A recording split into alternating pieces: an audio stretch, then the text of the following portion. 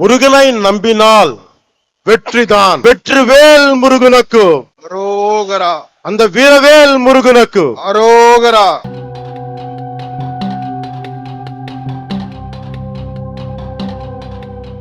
முருக பெருமானுக்கு வணக்கம். மதுரைக்கு வணக்கம். மதுரை மக்களுக்கு வணக்கம். முருக பக்த மாநாட்டை நடத்தும் இந்து முன்னணிக்கும் இந்து முன்னணியின் தலைவர் திரு காடேஸ்வர சுப்பிரமணியம் அவர்களுக்கும் வணக்கம். சஷ்டி கவசத்தை இசைத்த லட்சோப லட்சம் பேரில் இருக்கும் ஒவ்வொருவருக்கும் வணக்கம். மேடையில் உள்ள தலைவர்களுக்கும் எல்லாருக்கும் வணக்கம். மேடையில் இருந்த திரு வன்னிராஜன் அவர்களுக்கும் திரு பக்தன் அவர்களுக்கும் திரு அண்ணாமலை அவர்களுக்கும் திரு எல் முருகன் அவர்களுக்கும் திரு வானதி ஸ்ரீனிவாசன் அவர்களுக்கும்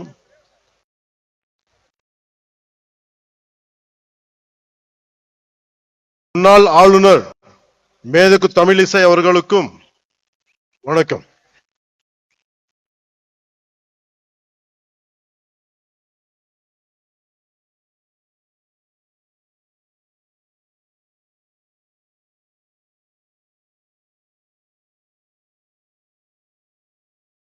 தமிழ்நாடு பிஜேபி தலைவர் திரு நயினார் நாகேந்திரன் சாதனை சேதார் நாகேந்திரன் என்று ஆகி போகிறார்.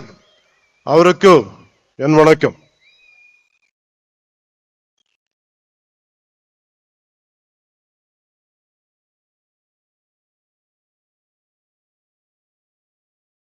இங்கு கூடியிருக்கும் சன்னியாசிகள், குருமார்கள், மதாதிபதிகள், ஜீயர்கள் அனைவரையும் எவது தினம் தழுத்தி தலை வணங்குகிறேன்.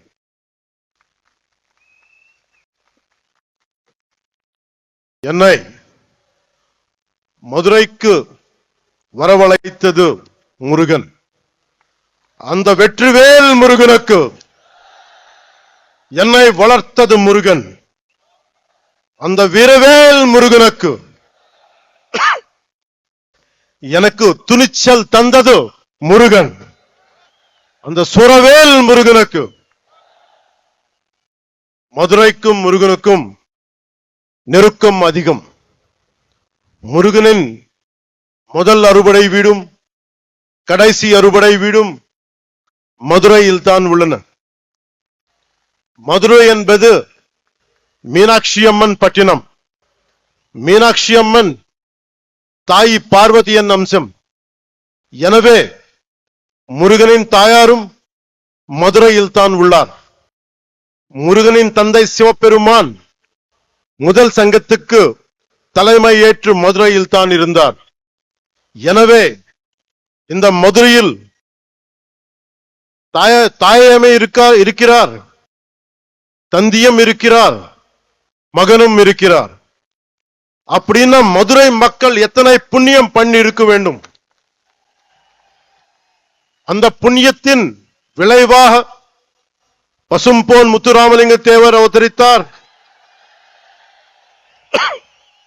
தென் தமிழ்நாட்டின் மாபெரும் தலைவர் பசும்பொன் முத்துராமலிங்க தேவர் முருகனின் அவதாரமாக கருதப்படுகிறார். அவர் சிலைக்கு அருகே மயிலும் வைக்கப்பட்ட உள்ளது. தேவர் மூலம் மனித உருவில் முருகன் வாழ்ந்தார். அந்த பசும்பொன் முத்துராமலிங்க தேவரை தாழ் பணிந்து வணங்குகிறேன்.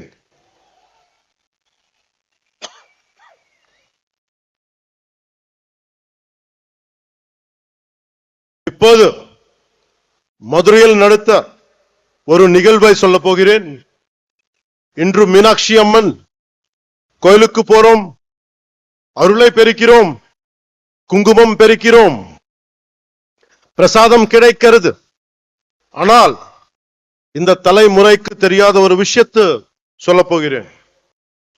ஒரு காலத்தில் மதுரையே இருண்டு கிடந்தது.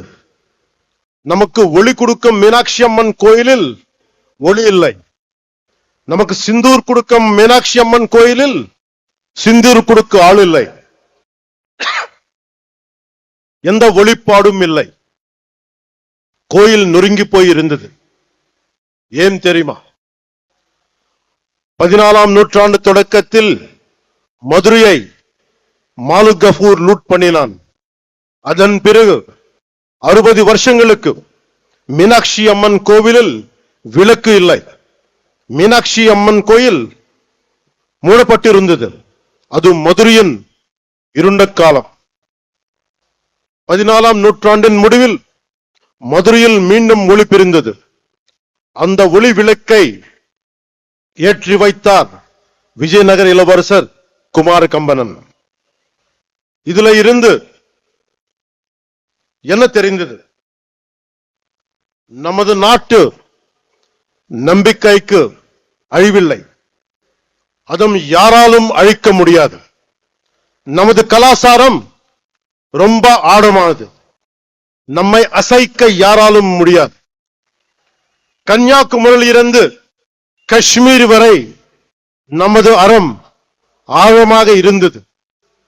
அது இன்றும் ஆழமாக இருக்கிறது. இனியும் ஆழமாக இருக்கும். இதுதான் இந்த தெய்வீக பூமியின் பலம். முருகனின் வடிவத்தில் நமது அறம் தொடர்ந்து தலைக்கிறது. அறம் என்பது என்ன? உலகை தீமை சூழும் போது அதை அறுப்பது அறம். எல்லோரையும் சமமாக பார்ப்பது அறம். தீவர்களை செய்வது அறம். தீவர்களை வதம் செய்வது அறம். அதன் பெயரே புரட்சி. அது செய்பவரே புரட்சி தலைவர். எனவே உலகின் முதல் புரட்சி தலைவர் முருகன் பெருமாள். நம்ம எல்லோரும் இங்க வந்தது ஒரே ஒரு கடவுளுக்காக, புரட்சி தலைவர் முருக பெருமானுக்காக, உலகின் முதல் புரட்சி தலைவருக்காக. அநீதியை அழித்ததால் அவர் புரட்சி தலைவர். சமமாக நடத்தியதால் அவர் புரட்சி தலைவர். அந்த வெற்றிவேல் முருகனுக்கு, அந்த வீரவேல் முருகனுக்கு, அந்த சுரவேல் முருகனுக்கு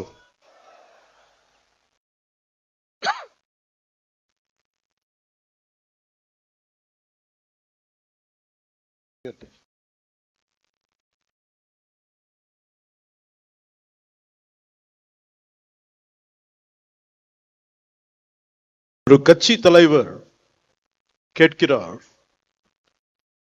முருகன் மாநாட்டும் ஏன் தமிழ்நாட்டில் நடத்துகிறீர்கள்?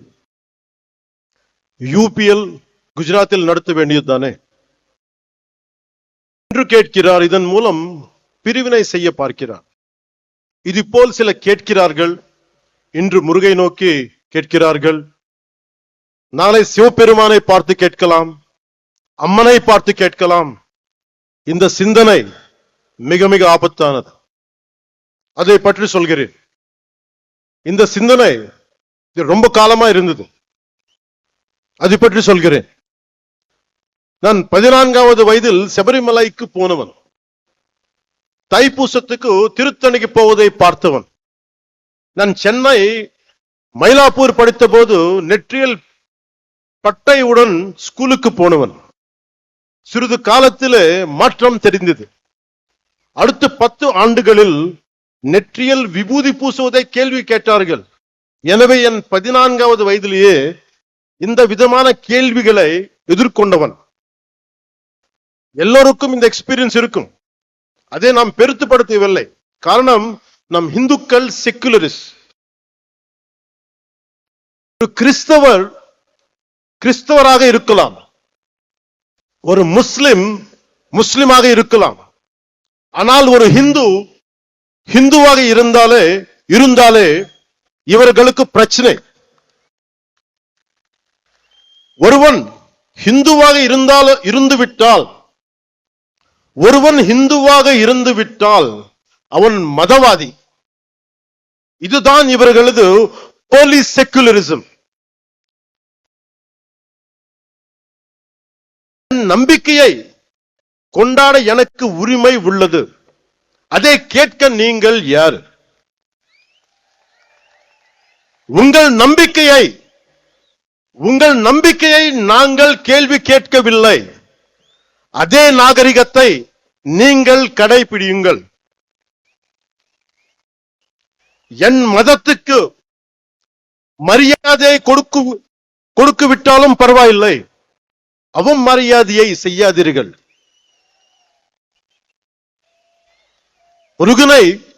முருகனை பற்றி கேள்வி கேட்கும் நீங்கள் அரேபியாவில் இருந்து வந்த மதங்கள் பற்றி இதே கேள்வியை நீங்க கேட்க முடியுமா? அதற்கான துணிச்சல் உங்களுக்கு உண்டா? அதனால சொல்றேன், சீண்டி பார்க்காதீர்கள்.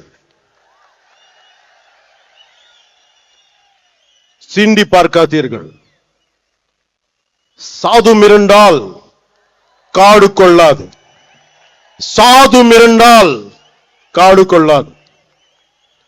సజ్జనుడికి కోపం వస్తే, సహనంతో ఉన్నవాడి కోపం వస్తే వాడిని ఆపటం ఎవరి తరం కాదు.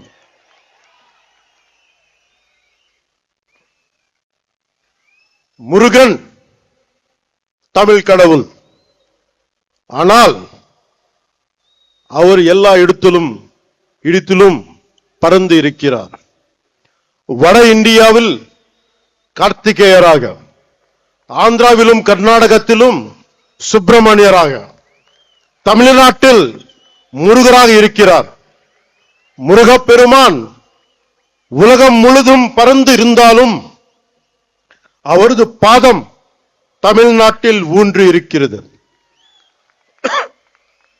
எனவே அவரது மண்ணை வணங்குகிறேன். அதனால்தான் முருகப்பெருமானுக்கு மதுரையில் மாநாடு நடக்கிறது.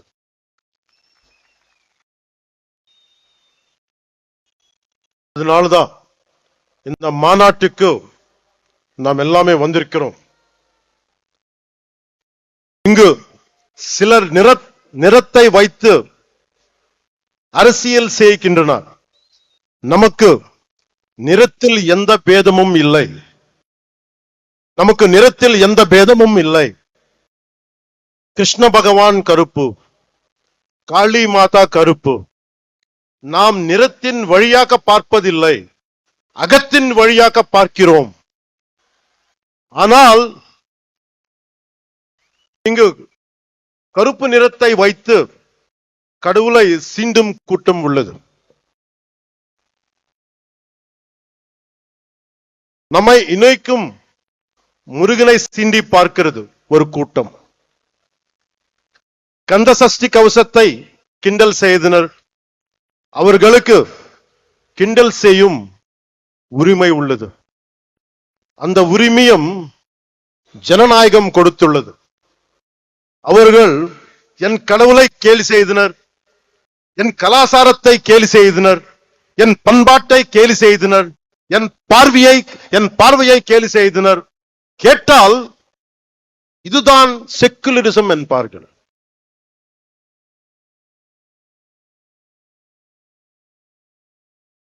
மற்றவர்கள் நம்பிக்கையை கொச்சைப்படுத்த அவர்கள் யார்? முருகனை கேள்வி கேட்க அவர்கள் யார்? அறத்தை அசைத்த பார்க்க அவர்கள் யார்? அவர்களால் மற்ற மதங்கள் பற்றி இது போல பேச முடியுமா? அரேபியாவிலிருந்து வந்த மதங்கள் பற்றி அவர்களால் இப்படி பேச முடியுமா? நம் மதத்தை பற்றி மட்டும் ஏன் இப்படி பேசுகிறார்கள்? நாம் அமைதியானவர்கள், எல்லாவற்றையும் சகித்துக் கொள்ள கூடியவர்கள். மீனாட்சி அம்மன் கோவில் 60 ஆண்டுகள் மூடி கிடந்தும் பார்த்து கொண்டுதானே இருந்தோம். அந்த துணிச்சலால் பேசுகிறார்கள். பொறுமை என்பது கோழைத்தனம் அல்ல. இங்கு உள்ள முருக பக்தர்கள் அனைவரும் ஒரு பார்வை பார்த்தாலே போதும். ஒரு பார்வை. நம்ம கடவுள்னு திட்டுறது கூட்டம் காணாத கூட்டம் ஆகிவிடும். சிவபெருமானை நெற்றிக் கண்ணை திறந்த பூமி இது. இன்று இந்த கூட்டம் வரும், நாளை இன்னொரு கூட்டம் வரும். எத்தனை நாள் பொறுப்பது? முருகனை பற்றி இழிவாக சொன்னால் உங்கள் இதயம் நொறுங்க வேண்டாமா? நீங்கள் துடிக்க வேண்டாமா? பதற வேண்டாமா? நம்மை காப்பாற்றும் முருகனை நாம் காப்பாற்ற தேவையில்லை. ஆனால் நம்மை காப்பாற்றுவதற்கு கைமாறு செய்ய வேண்டாமா? நன்றியை காட்ட வேண்டாமா? நம்பிக்கையை சொல்ல வேண்டாமா? இந்த மாநாட்டிலேயே இப்போது ஒரு முடிவுக்கு வருவோம்.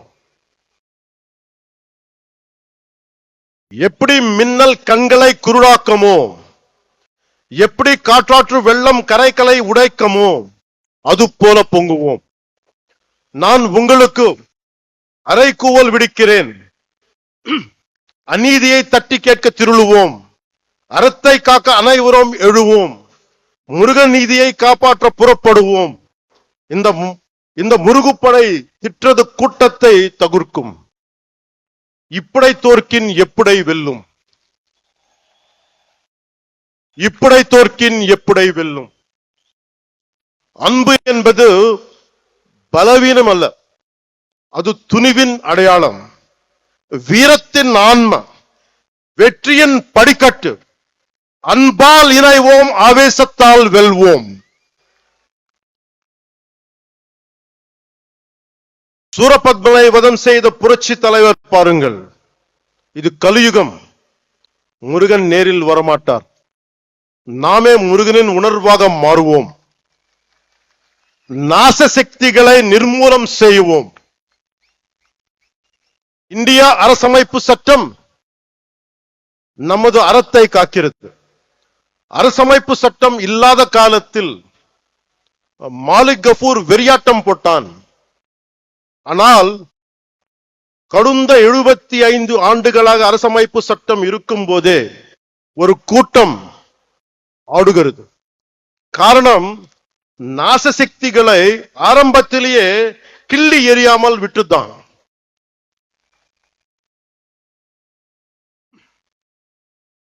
மகாகவி பாரதி சுந்தர தெலுங்குன்னு சொல்லியிருக்கார். அந்த தெலுங்கிலும் ஒரு 2 நிமிடம் பேச என்னை அனுமதிக்குமாறு கேட்டுக்கொள்கிறேன்.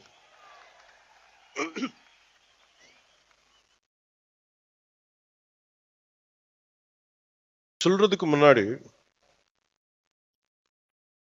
செக்குலரிசம் பத்தி சொல்றேன். நம்ம நாட்டுல secularism is a convenient word for a lot of people in our country. Specifically, atheists who doesn't believe in God. Hindu மதங்கள், what these atheists say, they don't believe in God. நம்ம கடவுள் நம்ப மாட்டாங்க. கடவுள் நம்ப மாற்றுறது இல்லைன்னா எல்லா கடவுள் நம்ப கூடாது. பட் இந்த நம்ம நாட்டு atheists எப்படின்னா only Hindu கடவுள் நம்ப மாட்டாங்க. That is the definition of secularists of our country, atheists of our country. This is the issue of our country. Secularism means no discrimination against anybody in the name of religion. நம்ம நாட்டுல secularists வந்து no discrimination against anybody in the name of religion except Hinduism, except Hindu gods and Hindu culture. Hindu culture திட்டிட்டே இருங்க, Hindu gods abuse பண்ணிட்டே இருங்க. That is secularism for them. they don't have the guts to point out any other religion except Hindu dharma. இந்த நாத்திகர் கூட்டத்துக்கு, secularist கூட்டத்துக்கு அரசமைப்பு சட்டம் கொடுத்த one great weapon is there. அது என்ன? freedom of speech. பேச்சு சுதந்திரம், இஷ்டத்துக்கு பேசுறது. நம்ம கடவுளை திட்டுறது பழக்கம் ஆயிடுச்சு. இவர்கள் கடவுளை திட்டினாலும் நம்ம எல்லாரும் கோவப்படக்கூடாது, கவலைப்படக்கூடாது. ஏன்னா அது பேச்சு சுதந்திரம். அவர் திட்டிட்டே இருப்பாங்க, நம்ம மட்டும் நிம்மதியா இருக்கணும். ஏன்னா நீங்க இந்துக்கள். இது மாறணும். This has to change. If this does not change, it would be very difficult to sustain our religion, our dharma. Anywhere in our country, being a Hindu, I'm not a fanatic Hindu, I'm a committed Hindu. I respect Islam, I respect Christianity. Only நான் கேட்கறது என்னன்னா, don't disrespect my Hindu dharma. நம்ம அறம் பத்தி நீங்க எதுவுமே சொல்லாதீங்க. This is my pleading. 2000, is there any need to translate? Someone translate? இல்ல யாராவது இருக்காங்களா டிரான்ஸ்லேட் பண்றது தெலுங்குல?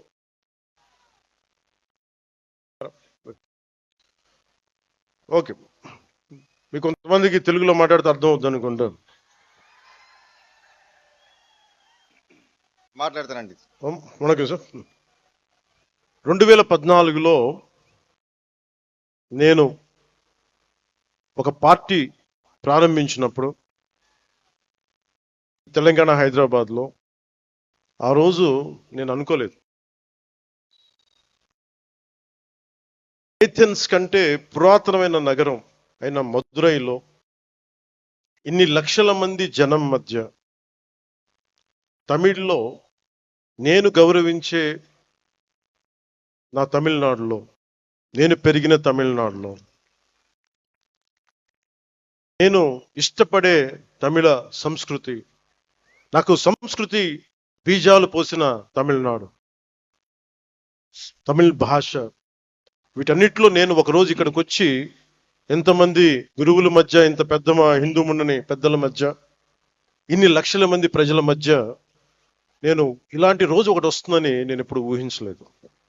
I hope you can translate. நான் 2014ல நான் ஒரு கட்சியை ஆரம்பிக்கும் பொழுது, நான் ஹைதராபாத்ல தெலுங்கானால அரசியல் செய்யும் பொழுது, நான் வளர்ந்த தமிழ்நாட்டுல, நான் படித்த தமிழ்நாட்டுல ஒரு ஆன்மீக பூமியான ஏதென்ஸ் நகரத்திற்கு தொன்மையான நிகரான ஒரு மதுரை மாநகரில் நான் இந்த மாதிரியான இந்துக்களுக்கான ஒரு கூட்டத்துல என்ன ஒரு சிறப்பு அழைப்பாளராக என்ன அழைத்து இப்படி நீங்க கௌரவிப்பீங்கன்றதை நான் நினைச்சு கூட பார்க்கல அப்படின்னு சொல்றார்.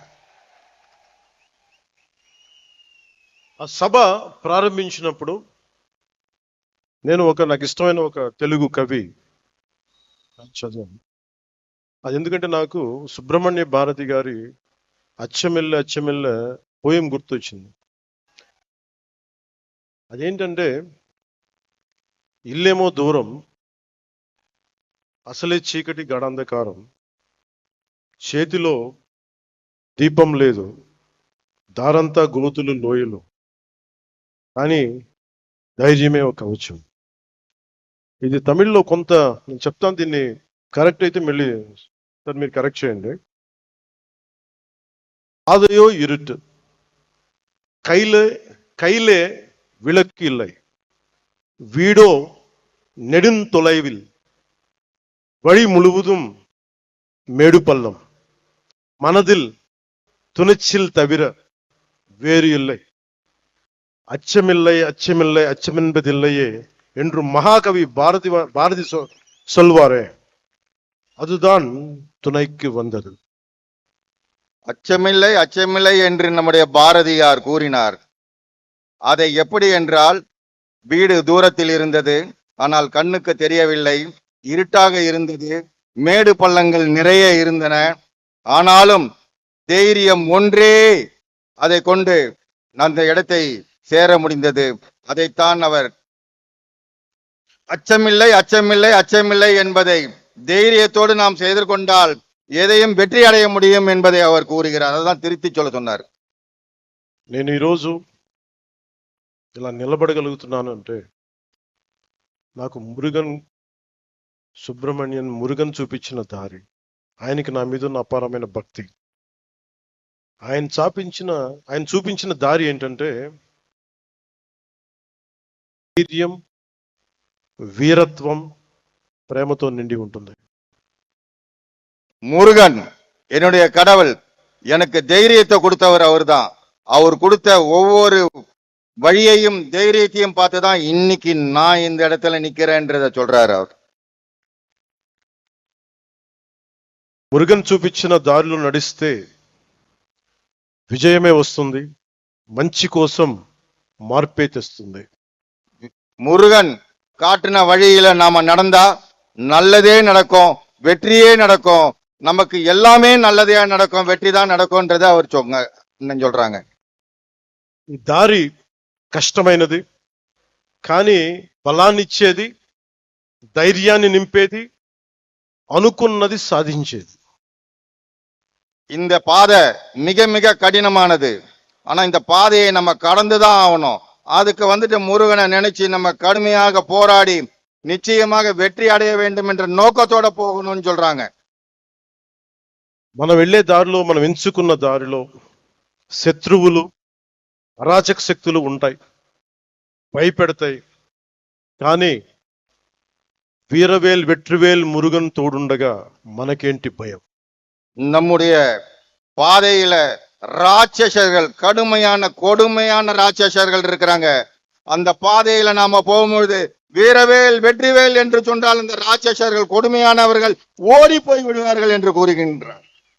మార్పు అనేది ఒకటి. ఈరోజు మనందరం ఇక్కడ ఉన్నాం, గ్యాదర్డ్ హియర్, కానీ మార్పుని తీసుకురావడం సాధ్యం, అంత ఈజీ, తేలిక కాదు. కానీ మనందరం కలిసికట్టుగా నిలబడి పోరాడితేనే వస్తుంది మనం అనుకుంటున్న మంచి మార్పు.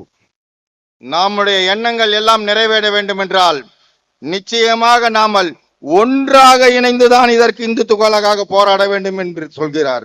அப்படி ஒற்றுமையாக நாம் போராடினால் நிச்சயமாக நமக்கு வெற்றி கிடைக்கும் என்று கூறுகிறார். இந்த காலத்துக்கு பொருத்தமான எனக்கு பிடித்த திருக்குறள் ஒன்று உள்ளது. அந்த குறள் சொல்கிறது, சுண்டலிகள் ஆயிரக்கணக்கில் படை எடுத்தாலும் ஒரு நாகுபாம்பு பார்த்து சீறினால் போதும், அந்த எலிக்கூட்டம் காணாத போய்விடும். அதுபோல நமது எதிரிகள் எவ்வளவு பேர் இருந்தாலும் முருகனின் தந்தை சிவபெருமான் கழுத்தில் உள்ள நாகம் பார்த்தாலே போதும், காணாத போய் விடுவார்கள். உங்களுக்கு டிரான்ஸ்லேட் பண்ணணும்னு தேவையில்லை. எனவே மாற்றம் வருவது உறுதி. Change is bound to happen. మార్పు తథ్యం. మనం అనుకున్నది సాధిస్తాం, మన ధర్మానికి నిలబడతామని తెలియజేసుకుంటూ మీ అందరికీ நன்றி, வணக்கம். மாற்றம் ஒன்று மாறாதது. நிச்சயமாக தர்மத்தின் தலைமை நிலை நின்று, தர்மத்தின் பாதை நின்று நாம் ஜெயிக்கத்தான் போகிறோம், ஜெயித்து காட்டுவோம் என்று கூறி நான் வணக்கம் கூறுகிறேன். முருகனை நம்பினால் வெற்றிதான், முருகனை நம்பினால் உயர்வுதான், முருகனை நம்பினால் எழுச்சிதான். அந்த வெற்றிவேல் முருகனுக்கு அரோகரா, அந்த வீரவேல் முருகனுக்கு அரோகரா, அந்த சூரவேல் முருகனுக்கு அரோகரா. நன்றி, வணக்கம்.